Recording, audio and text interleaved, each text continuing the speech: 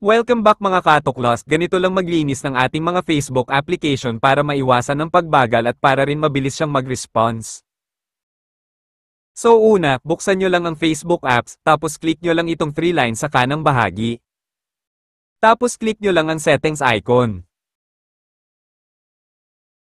Tapos dito scroll down lang natin at hanapin ang activity log, tapos click lang natin yan.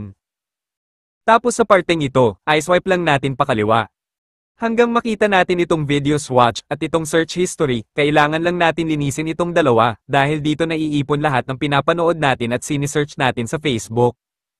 Unahin lang natin linisin ang videos watch, click lang po natin para ma-open. Tapos click clear history, tapos sunod click clear. Tapos sunod natin linisin ang search history, pareho lang sa ginawa natin sa watch videos, click clear search history, tapos click clear. Tapos mag-back lang po tayo kapag naka-back po tayo sa privacy settings, scroll up lang po natin at hanapin ang preferences, tapos pindutin lang po natin ang browser, tapos pindutin lang clear sa kanang bahagi, your browsing data.